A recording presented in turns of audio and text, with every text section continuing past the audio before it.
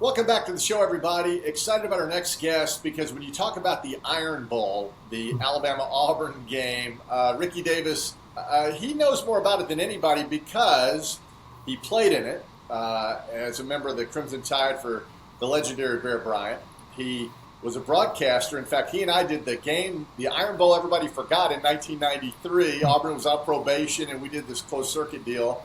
And he's been a lawyer/agent for coaches who coached for both Alabama and Auburn. Yes, they crossed paths. And then a bunch of players from both sides who went on to the National Football League. Hey, Ricky, it's great to see you, man. How are you? Thanks, Doug. I'm doing great. Thanks for inviting me on.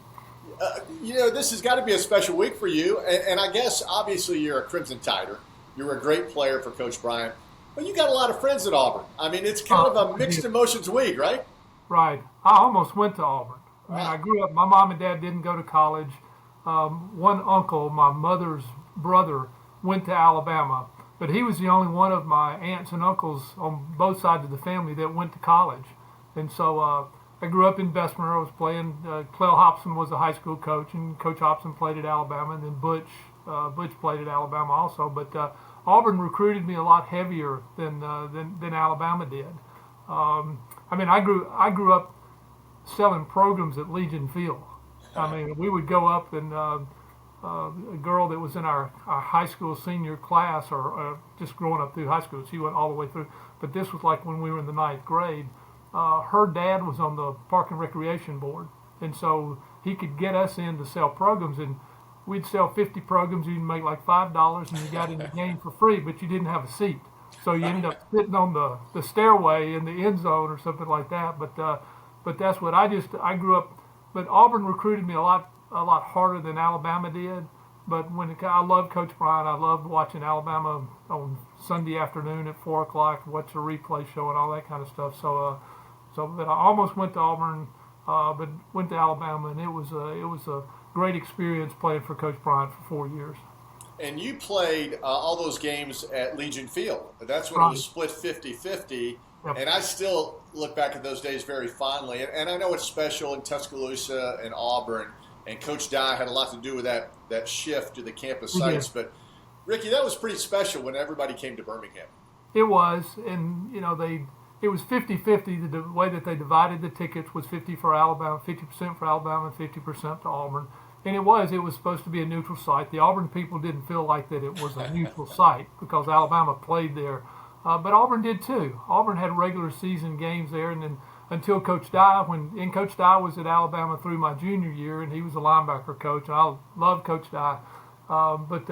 When he ended up at Auburn, he wanted to and I was reading something the other day about Coach Bryant when he and Coach Dye were talking, and Coach Bryant said to Coach Dye, he said, "I know you're going to want to move the game to Auburn," and he said, "But we're not going to do that," and so.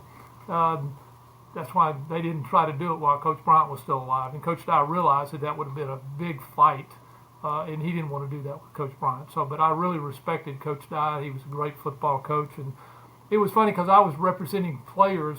Robert Fraley and I started a law firm in Orlando.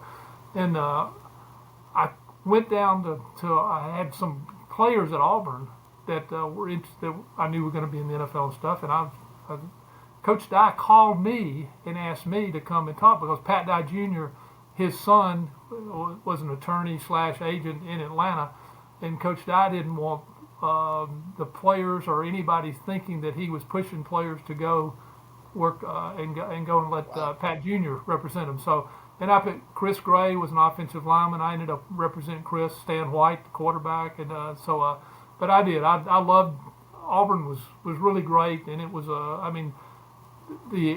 the game was it's a lot different now. College athletics and football, basketball, whatever, they're so different now with all the things that are going on, and it was just one of those things where Saturday afternoon when Alabama and Auburn were playing, everybody was watching TV. You were either on one station watching Alabama, or usually there weren't but one station with the games on. But it was a great experience of the rivalry is unlike anything I think in the country. I just think that it's a unique, and I was reading some things the other day about just Auburn, just the fight that Auburn went through when they started the university, and then as far as being treated equally within the state of Alabama, because Alabama was the University of Alabama, and Auburn was offended by a lot of the things that were going on, and I think probably they were right about it, the things that were going on at that point. But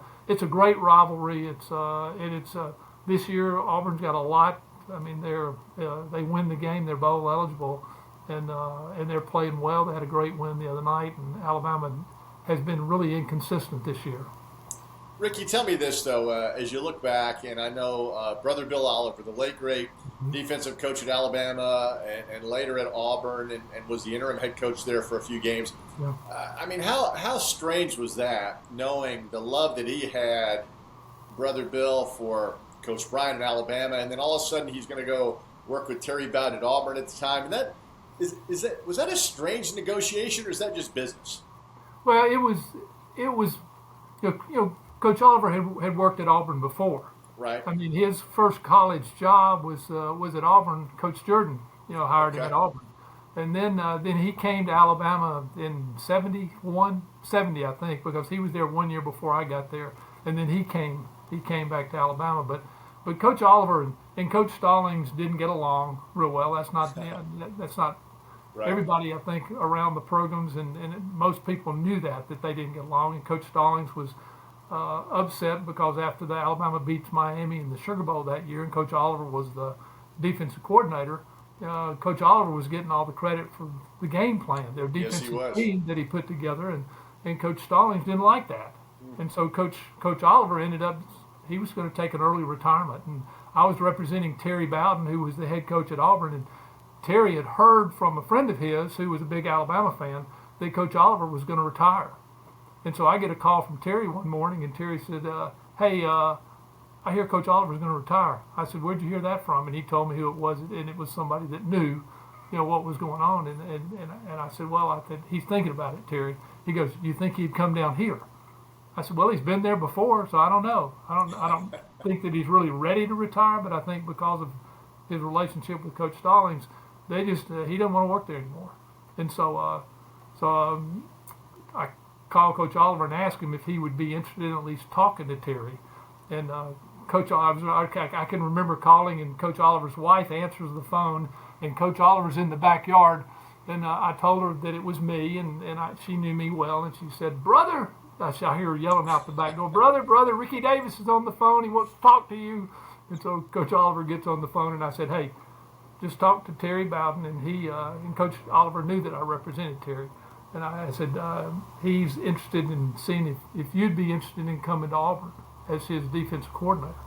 And Coach Oliver says, He said, let me call you back in about an hour. Let me talk to Sue about that. So he called me back, and Jimmy Lee flew us down to Auburn on his plane, and Terry picked us up in the Tuskegee airport, not at the Auburn the airport, and we went over to Terry's house, and the three of us sat in the room for a few minutes, and then I excused myself to let them talk and sat out with Terry's wife, and about 20 minutes later they came walking out, and it was a done deal. He was going to come. So, we kept it quiet for about 3 weeks.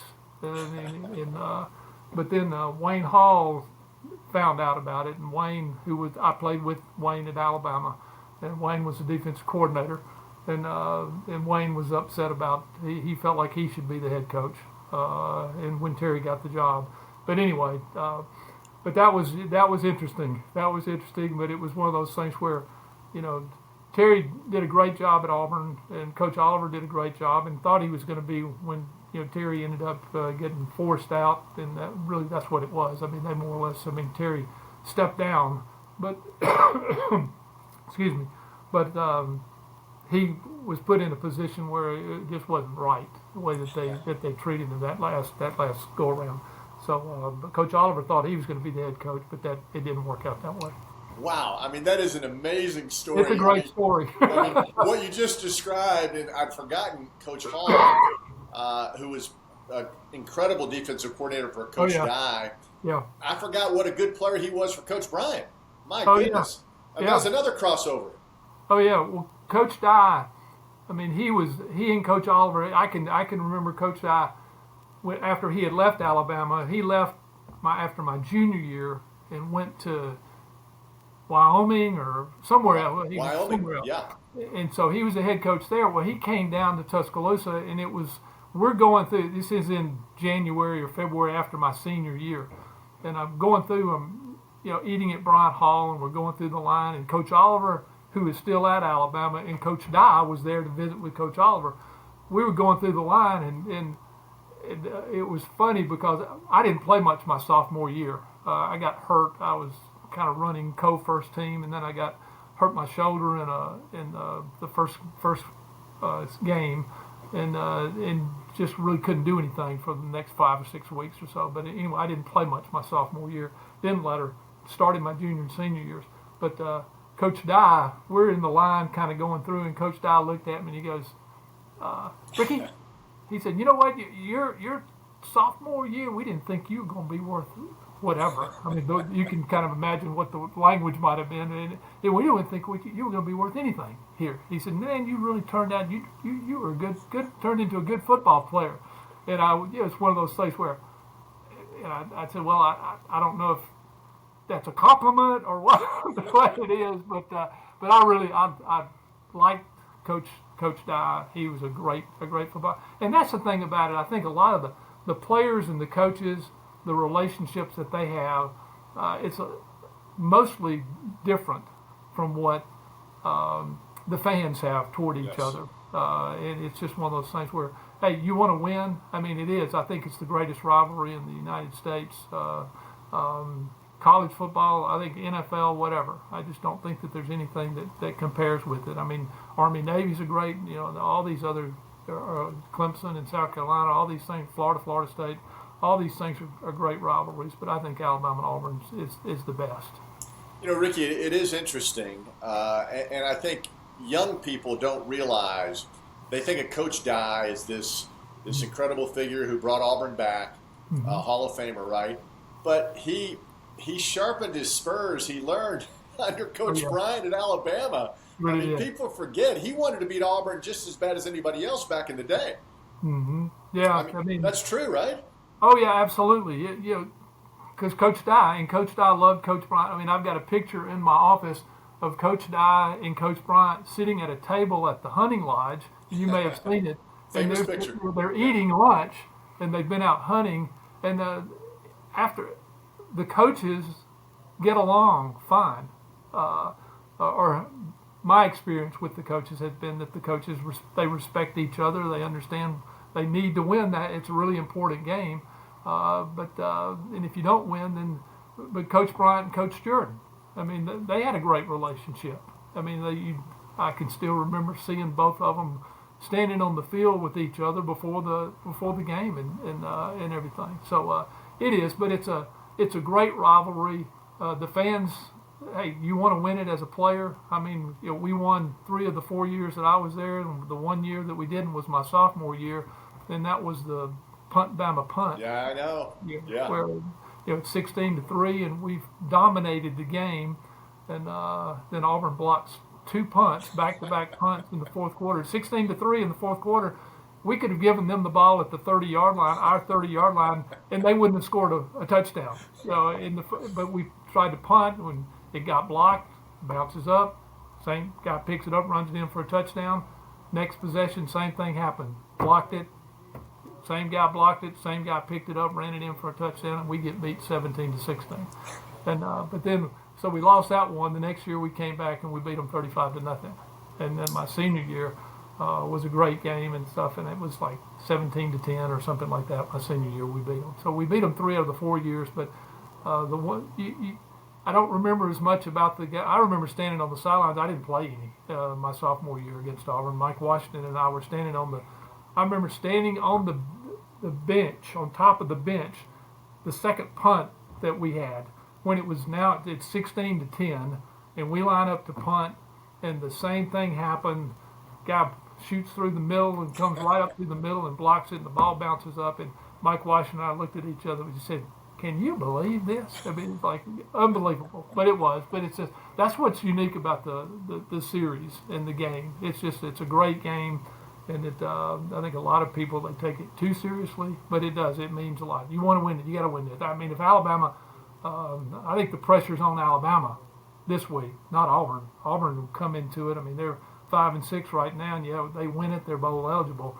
But if they lose it, that's just another. And Alabama's won 4 in a row, and so it's a big game. And I think we'll see how Alabama handles that. The pressure's on Alabama in this game, in my opinion. Yeah, I mean, punt, Bama punt, bow over the top. Oh yeah. I mean, you can just go over. I mean, even last year, the Gravedigger, the Milrow pass in the corner of the end zone with time running out was an incredible moment. Hey, tell me this, Ricky, because I know Coach Saban. On game day earlier this year, prior to the Tennessee game, Alabama-Tennessee, he intimated that was the biggest game, most meaningful game for Alabama. And he kind of dispelled Auburn. At the time, Auburn was really struggling. Right. As a former player, was the Tennessee game bigger, or was the Auburn game bigger, or different times of the season? No, Auburn was bigger. The 4 years that I was there, I was looking today, just to kind of looking back. In 1971, I was a freshman and couldn't play on the varsity that year, but Alabama was number 3 and Auburn was number 5. Oh. And Alabama won 31-7. The next year was the Bama punt year. Auburn was number 9, Alabama was number 20, and Auburn wins 17-16. In 73, we're number 1. Auburn was not ranked, and we beat them 35-0. And then my senior year, we're number 2 and Auburn's number 7, and we won 17-13.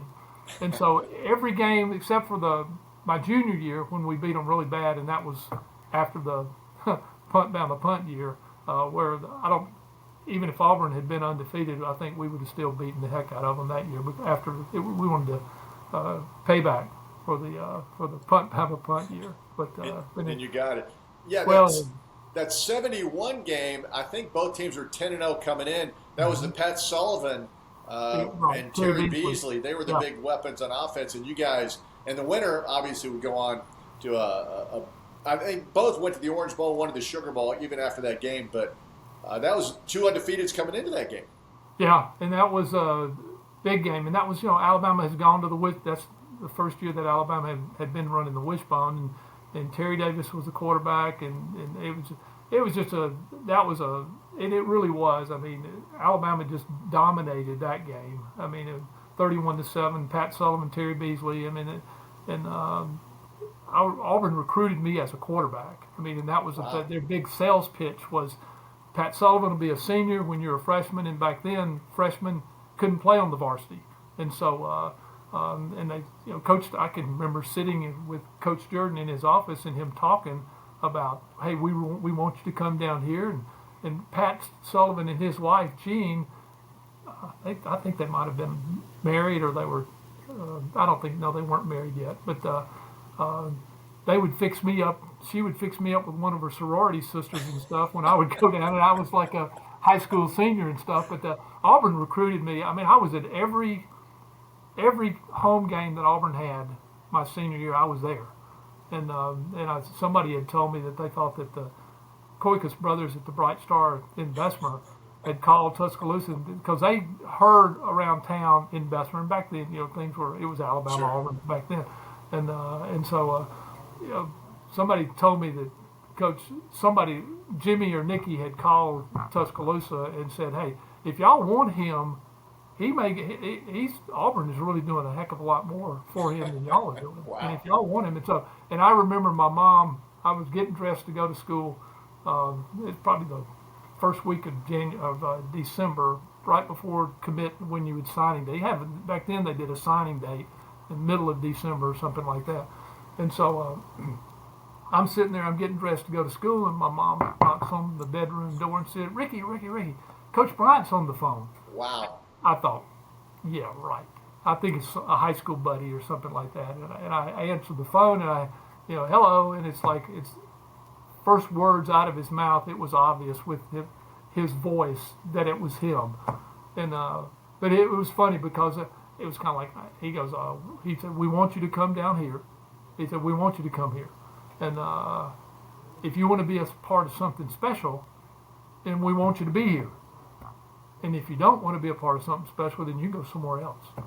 And that was kind of his sales pitch. It was like, really? Okay. But it was one of those things where it wasn't like, hey, we got to have you or anything like that. It's, if you want to be a part of this, come here. And that was really my uncle. It was right. I tell you what, it was right about this time of the year because that my aunt and uncle lived right next door to us, and that one uncle was the one that went to Alabama. He went to Alabama, and so we would always eat at each other's. We would alternate holidays. 4th of July would be at our house, or Thanksgiving would be at their house, or vice versa. And so I'm the last one. We would walk up through the backyard and go to the house. And so the families are all up there.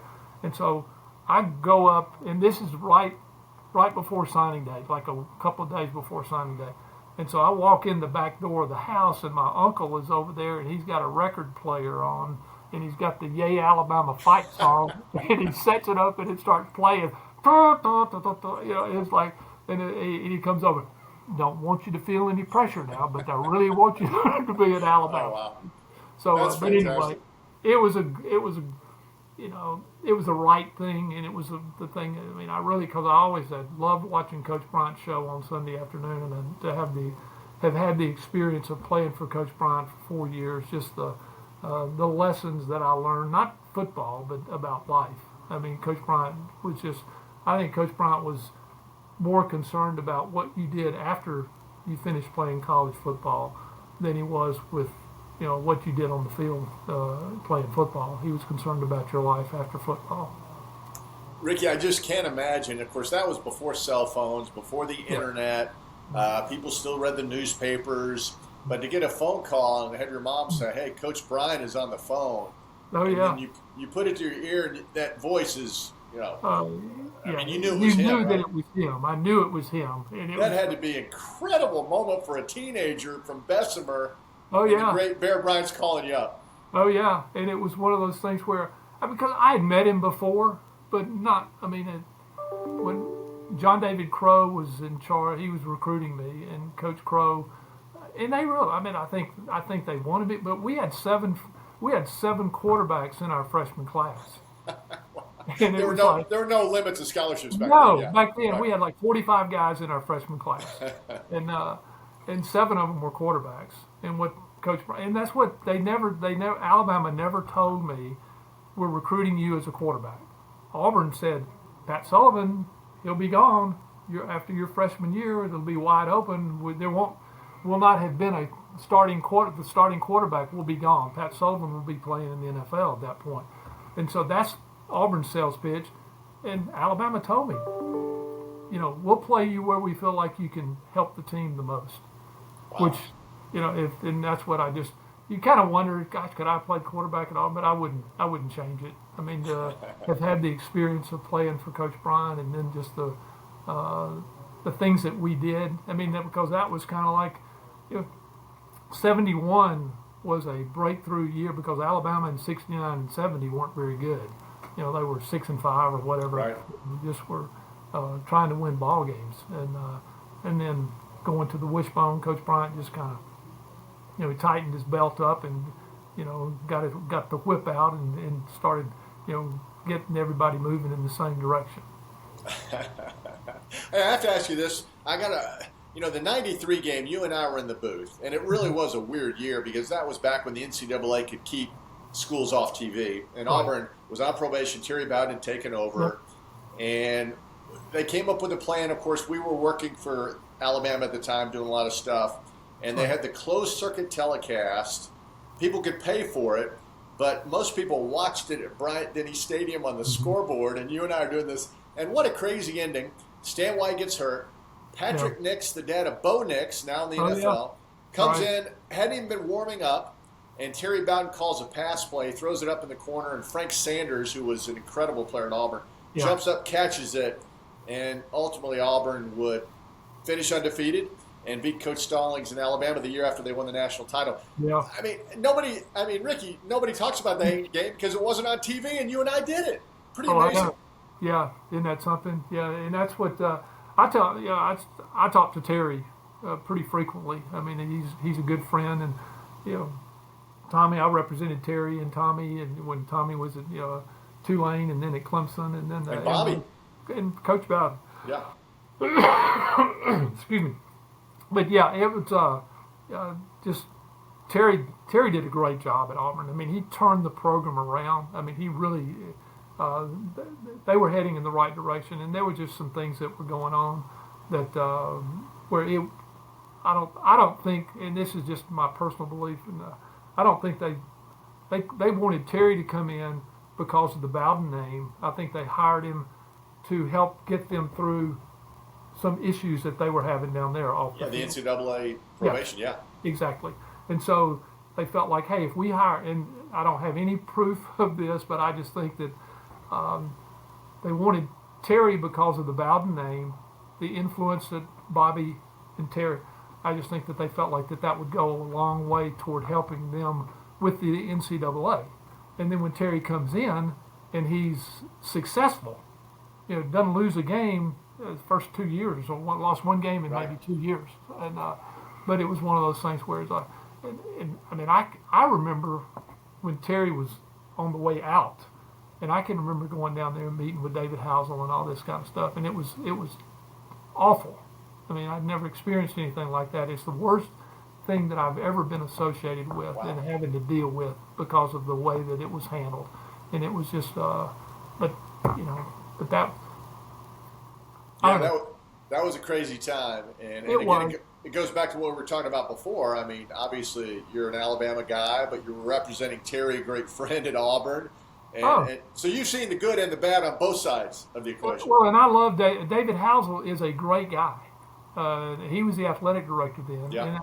And I don't think it wasn't David's doing, but I think the powers that be made the decision, and then it was like, and it was bad. I mean, Terry I was concerned about Terry, just his mental and physical well-being, because I think it was just he was going through so much, and there was so much pressure on him, and that's why he stepped down.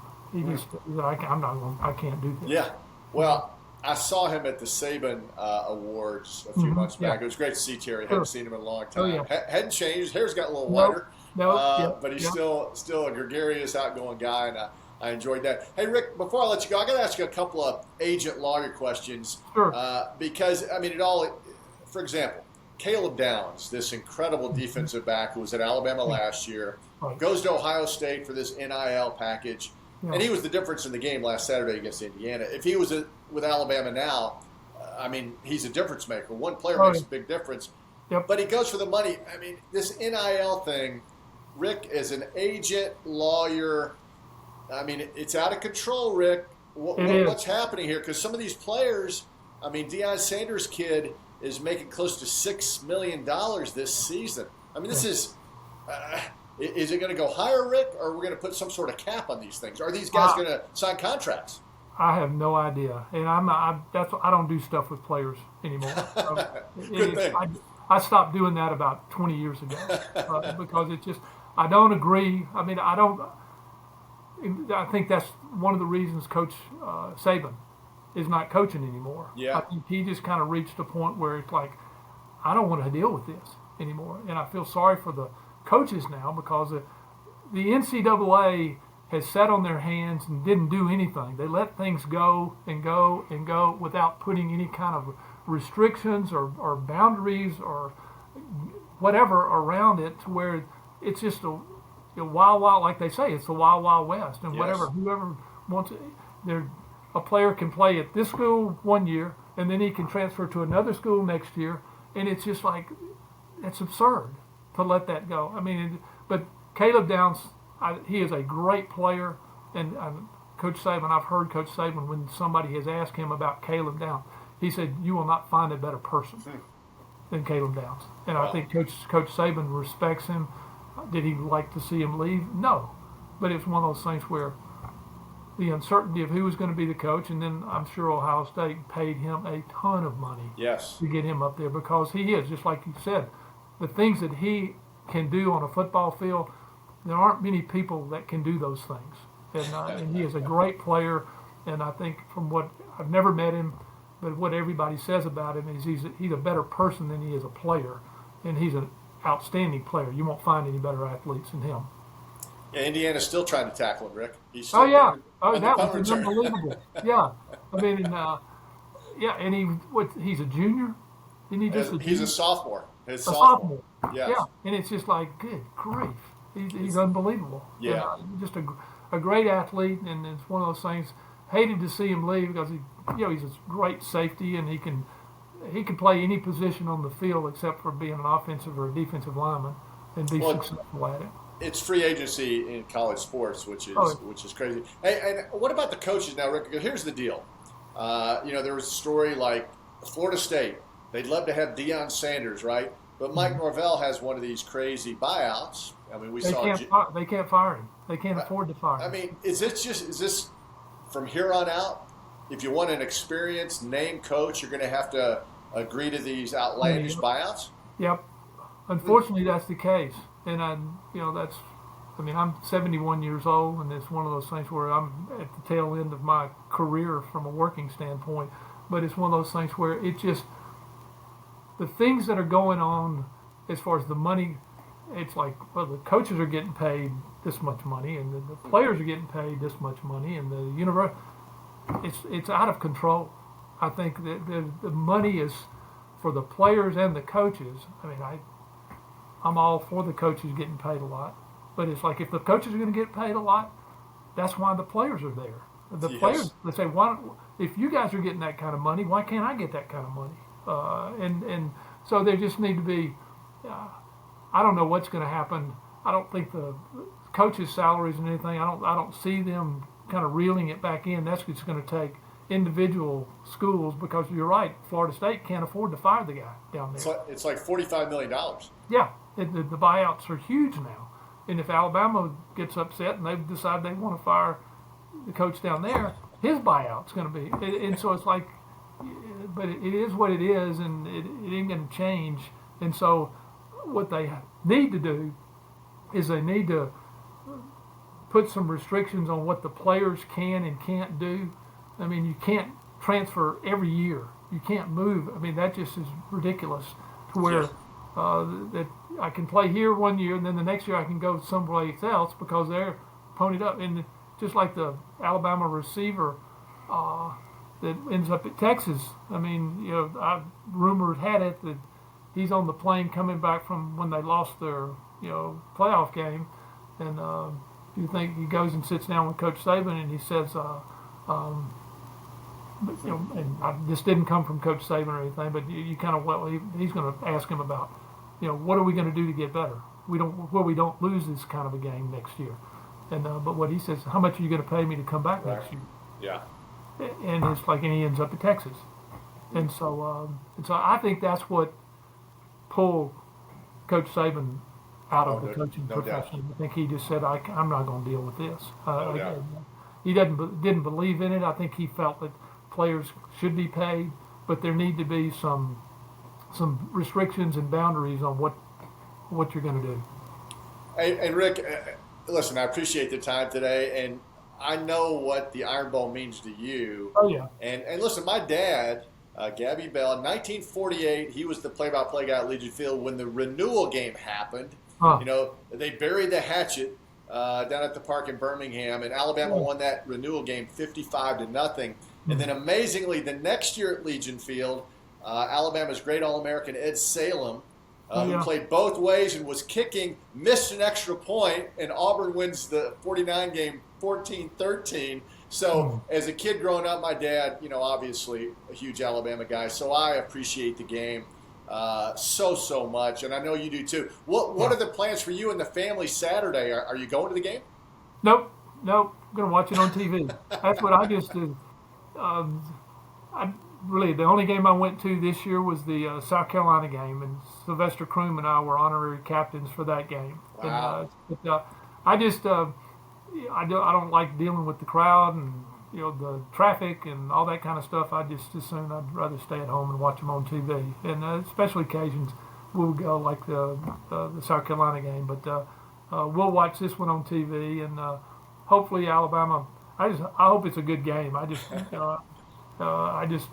last week I don't know what happened, but Alabama did not play well. I don't know what the reasons were, but hopefully they're doing some things in Tuscaloosa this week to get things back on track. Because I think they still might have a chance to make the playoff. I don't. There's no question. I don't think they've ruled that out yet, and I think if they were to be, but they're playing for a lot. They'd love to ruin the season for Alabama or put the final nail in the coffin, and then also Auburn becomes bowl eligible if they win. So yeah. It's a big game for both sides. I can't wait, and I still think you're right. I think Alabama can still get in that Final 12. It's not a done deal yet, and I do think the committee, ABC, ESPN, they want 4 SEC teams. I think the name Alabama brings a lot of eyeballs to the TV screen, Rick. So there's still a lot to play for, as there always is with the Iron Bowl. Oh yeah. Well, and it's the Auburn game. If yes. you're Alabama, that's you want to make the playoffs, but you don't want to lose. Especially the way they lost last week, and then on top of that, you lose to Auburn, and so they've got a lot to play for. You're an old defensive guy. Brett Venables, he was the DC for Dabo at Clemson when they beat 2 in the national championship. Yeah. He knows how to defend Alabama and their quarterbacks. He did a great job, and that was the yes, difference in the game. I think was the game plan. Oklahoma's defensive plan to shut down Alabama's quarterback. They did a great job of that. Yeah. And hopefully the Auburn guys didn't watch that game and try to do the same stuff. Yeah. Well, it'll be fun. I'm looking forward to it. It should be it should be great. Always Thanksgiving weekend. Hey, Rick, we appreciate the time. It's always great to see you. Thanks, Doug. And enjoy it with the family, my man. Thank you. Appreciate it. Good to talking with you. Thanks for the stories. Appreciate You're it, welcome. Take care. Bye.